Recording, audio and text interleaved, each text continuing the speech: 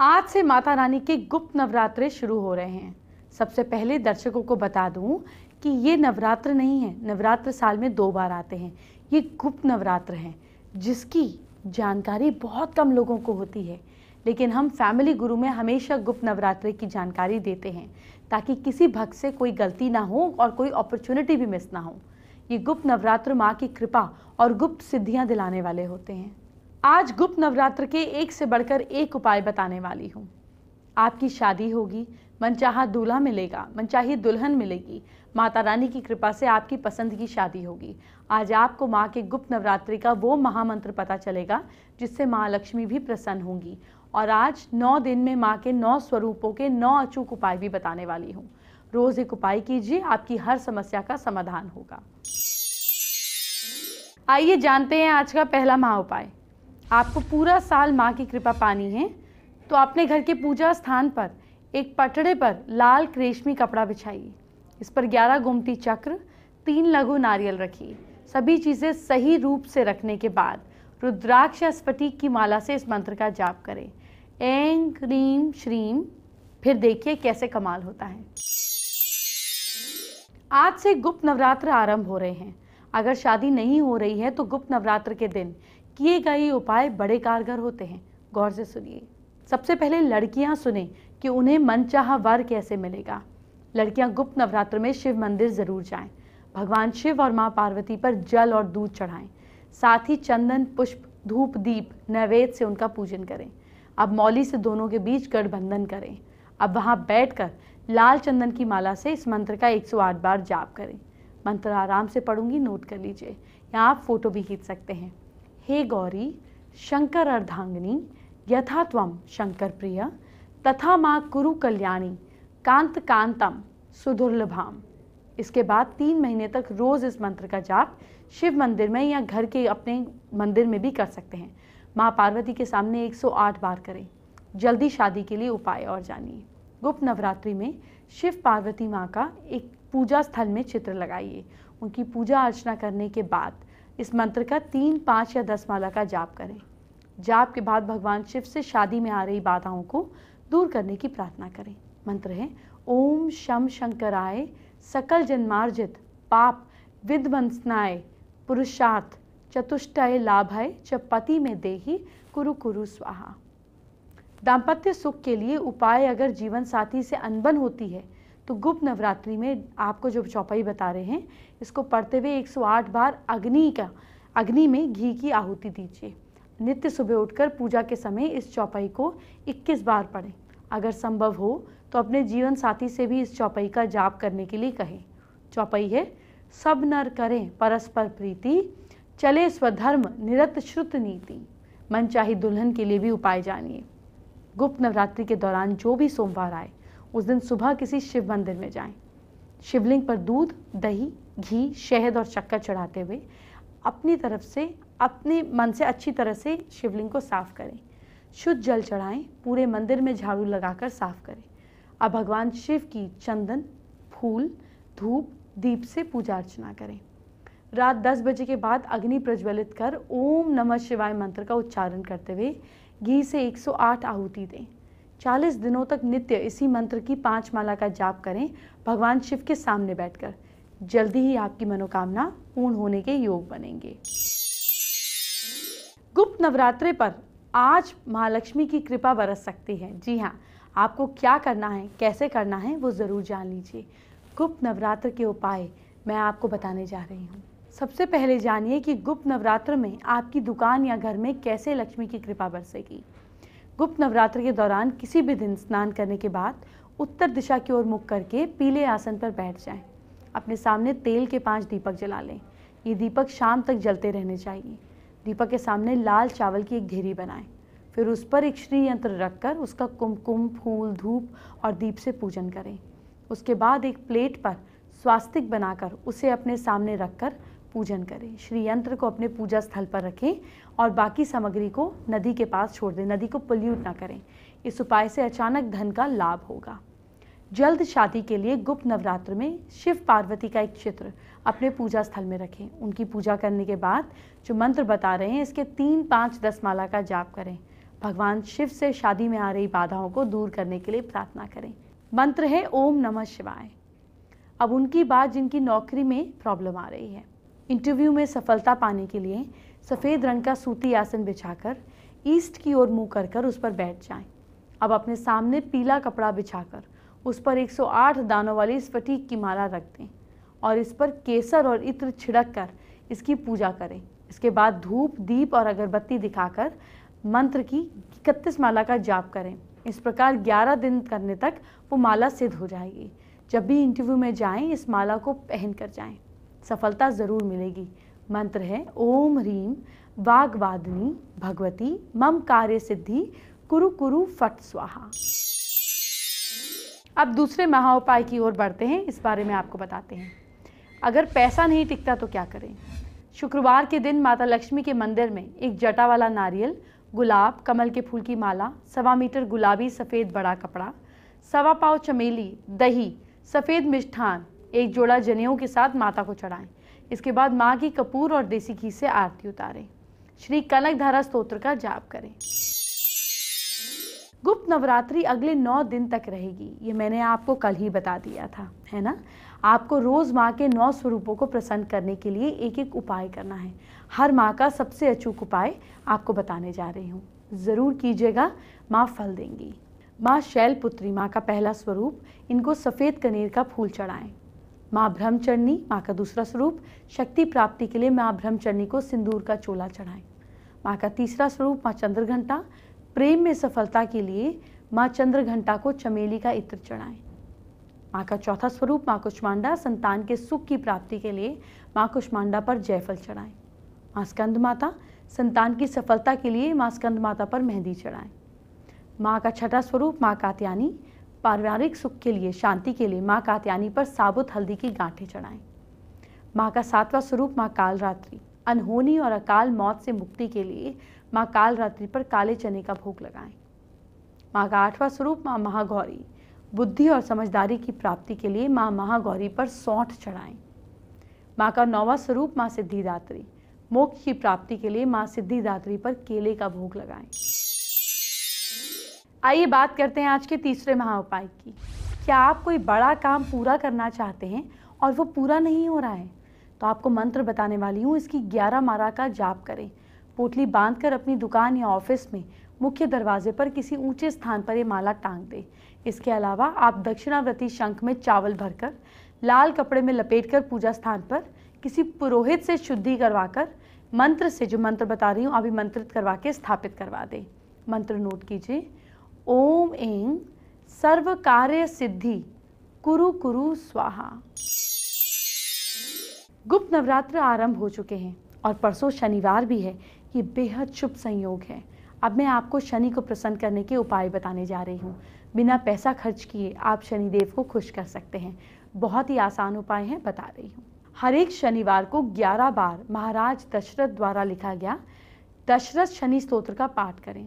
शनिदेव ने दशरथ जी को वरदान दिया था कि जो कोई व्यक्ति आपके द्वारा लिखे गए स्तोत्र का पाठ करेगा उसे मेरी दशा के दौरान कष्ट का सामना नहीं करना होगा। शनि महाराज हर एक शनिवार के दिन पीपल के वृक्ष पर निवास करते हैं। इस दिन जल में चीनी और काला तिल मिलाकर पीपल की जड़ में चढ़ाकर 3 परिक्रमा करने से शनि प्रसन्न होते हैं। शनिवार के दिन उड़द दाल की खिचड़ी खाने से भी शनि दोष के कारण प्राप्त होने वाले कष्ट में कमी आती है। मंगलवार के दिन हनुमान जी के मंदिर में तिल का दिया जलाने से शनि की पीड़ा से मुक्ति मिलती है। जब भी माता जी के कीर्तन में जाती हैं साड़ी पहन कर जाती है ना, तो चलिए आज आपको विंटर साड़ी दिखाती हूँ। आपको सर्दी भी नहीं लगेगी और भक्ति भी पूरी हो जाएगी और आप खूबसूरत भी लगेंगी। साड़ी एक ऐसा इंडियन अटायर है जो जितना ट्रेडिशनल है उतना ही कॉन्टेम्प्रेरी और मॉडर्न भी है।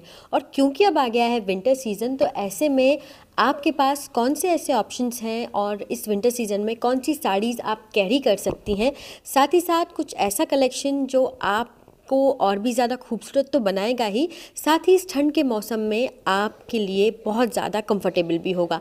तो आज आप पहुँचे हैं आपको कुछ ऐसे ही ऑप्शंस दिखाने के लिए, और यहाँ पर मेरे साथ बात करने के लिए हैं वीवर स्टोरी से निशान। निशान, welcome to India News. Hello. यहाँ पर मैं बहुत सारे ऑप्शंस देख रही हूँ और यहाँ पे तरह तरह की साड़ीज़ हैं।